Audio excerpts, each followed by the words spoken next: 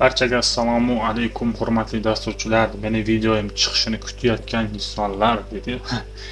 Bugun sizlar bilan Telegram bo'yicha ikkinchi darsimizni ko'rib chiqamiz. Ya'ni bunda nima? Bugungi asosiy vazifamiz sizlar bilan tugmalar bilan ishlash bo'ladi. Ya'ni tugmalar degani bular buttonlar deb tushunsak bo'ladi. Va o'sha buttonlarni qanday ishlatish haqida ko'rib chiqamiz. E'tibor beringlar, bizni kechagi darsimizda assalomu alaykum va o'sha insonning ma'lumoti va undan keyin men qo'shimcha sifatida pastdagi tugmalardan birini tanlang deb yozib qo'ydim. Endi bu yerga biza aytishimiz kerak bo'lgan narsa jingle qavs ochamizda mana bunday holat, ya'ni reply markup deymiz. 2 nuqta obyekt ochamiz va u yerda esa biz aytamiz nima, inline keyboard. Mana shu inline keyboardni aytamiz. Va bitta array ochamiz. E'tibor bering, bu yerda sizni arraylaringiz уже полный bitta inline keyboard arraylari hisoblanadi, lekin siz misol bitta array yozib turib, yana virgul tashlab, yana bitta array yozsangiz bo'ladi. Ya'ni bu nima deydi? Bu birinchi qator. Ya'ni birinchi qator bo'ladi. Bu esa ikkinchi qator bo'ladi. Ikkinchi qator va yana ochsangiz 3-4 qatorlarga to'g'ri. Ya'ni har bitta qator uchun alohida bittadan array ochishingiz kerak bo'ladi. Shu orqali siz buttonlaringizni ishlatishingiz mumkin bo'ladi. Keyin bizada bitta qatorda yozamiz. Ya'ni birinchisi nima? Va buning ichida esa bilamizki, obyekt array ichida doim obyekt bo'ladi va obyektga text deymiz. Aytishimiz kerak bo'lgani, misol uchun men ko'rsataman, Google. Misol uchun Google saytini qo'yib qo'ymoqchiman. URL tarzida esa Google'ni linkini beramiz. Mana shu holatda. Bu bir button bo'ladi. Endi ko'rishimiz kerak. Albatta npm run dev deymiz. Loyiha ishga tushgandan keyin esa bu yerda bu test holati, yana bosdim, mana aytibdi. Ya'ni ko'rganingizdek assalomu alaykum, jazakalloh. Pastdagi tugmalardan birini tanlang. Bizga hozir bitta bor. Bossak aytibdiki, bu Google ochadigan bo'lsak, bu bizga Google saytini ochib berdi. Bu yoqda faqat ko'rinmadi sizlarga. Ochib beradi. Endi biz qo'shimcha kirgizamiz. Ya'ni aytmoqchi bo'lganim, bu yerda siz agar o'zingiz haqingizda yoki sayt shu bot haqida qanaqadir veb-saytingiz bo'lsa yoki boshqa bir ma'lumotingiz bo'lsa, qo'shimcha kirgizib ketsangiz ham bo'ladi.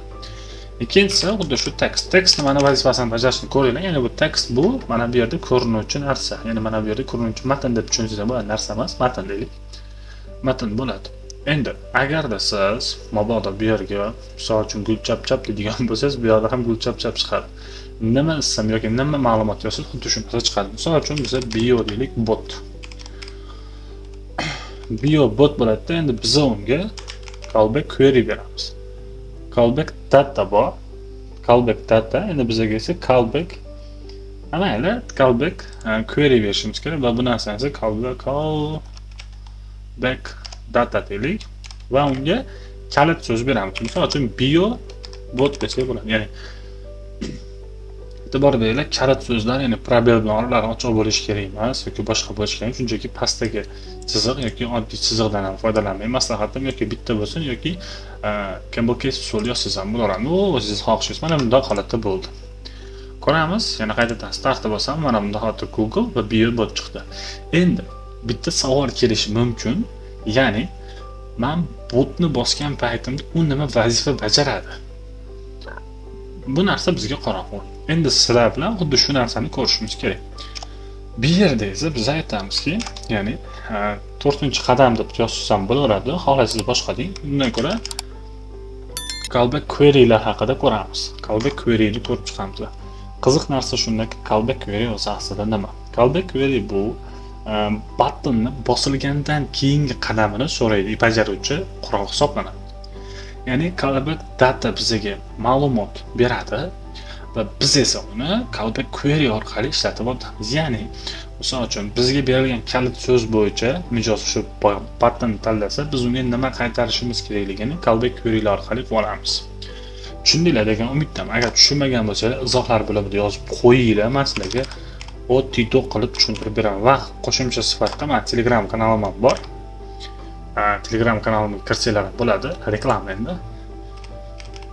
Xolid 27 deb qidirsanglar, mana shu yerda hamma darslar boshqa chiqadi. Podpischilar oz, shuni ham ko'paytirishimiz kerak. Va bu yerda men har xil, ya'ni video chiqishdan oldingi hamma narsani tashlab, o'sha odamlar bilan muhokama qilib, gaplashib, nima deysalar, nima qo'yasizlar deyman.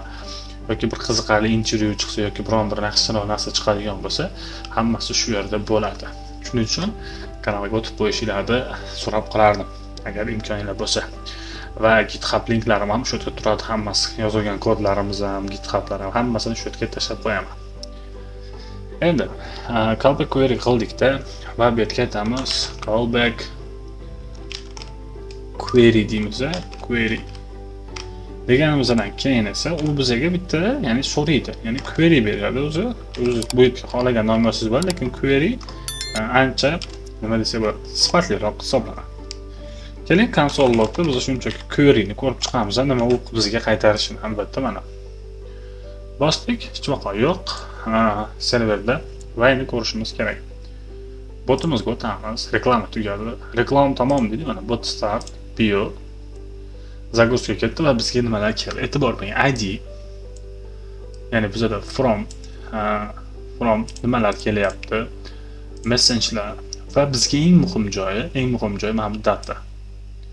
Tushundinglarmi? Ya'ni bizga eng muhim shu data bo'ladi. Ya'ni nima? Data bu yerda bizni mana shu botdagi kalit so'zimiz hisoblanadi. Qolganlariga nisbatan ko'proq shu keladi va bu yerda aytadi reply markup ichida esa senga inline keyboard kelyapti, arraylar ichida deyapti.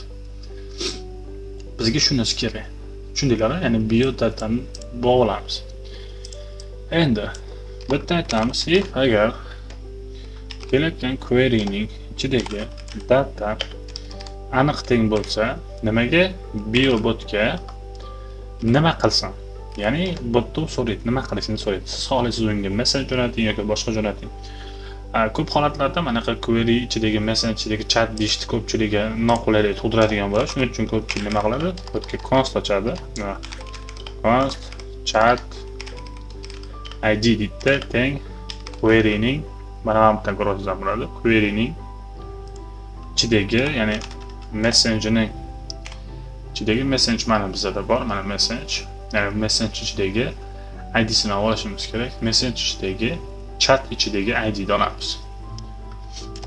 Ya'ni message bizga yuborgan xabarimiz va chatni olamiz mana bunda. Endi aytamizki, biz ya'ni bot bosilganda, ya'ni bot.set message bosilganda unga nima qilishimiz kerakligini tushuntirib o'tamiz. Birinchi navbatda nima berilishini o'tgan darsda ham aytgan, birinchi navbatda ID beriladi. Ya'ni kimga, ya'ni nima jo'natishni aytadi. Chunki botdan bilamizki, bitta odam o'zi foydalanmaydi, ko'proq odam foydalanadi. Shuning uchun esa biz bu yerga chatning id'sini yozamiz birinchi. Va undan keyin bio yozishimiz mumkin. Ushbu bot misol uchun ushbu bot sizning yoki ushbu botdan kelsa biz ko'ruvchi tomonidan yaratilgan desa bo'ladi. Misol uchun yozib qo'ysiz bo'ladi, o'zingizga ma'qul kelgan gapni faqat botim ishlamoqda, ne xatolik chiqqaniga e'tibor qilmaysizlar. Doimiy ravishda live bo'lib turgani uchun bizga MongoDB degan nodimon поддержкада doimgidek. Va yana bir narsani ko'rsataman. Bot ishlaydi, xavotir olmanglar, buni tushuntirdik. Mana bu holatda yozish nima? Xato. Buni qanday qilamiz? Olib tashlab, buni mana bu yerda o'tgan darsda qilgan tokenga qo'yib qo'yamizda. Va mana bu yerda token chaqiramiz. Token chaqirish uchun bizga process .env fayli ichidagi tokenga referensi token. Mana shu holatda. Albatta mana buni nom bilan bir xil bo'lishi kerak. Bu narsa aytganimdek anaqada ko'rinmaydi. Ya'ni GitHubda yoki boshqa bir joyga yuklaysiz ko'rinmaydi. Faqatgina mana bu env example ko'rinadi xolos. Shu sababdan bu ancha qulay usul hisoblanadi. Mana bunday holatda bo'ldi, tayyor. Botimiz tayyor, ishlayveradi, hech qanaqa muammosi yo'q.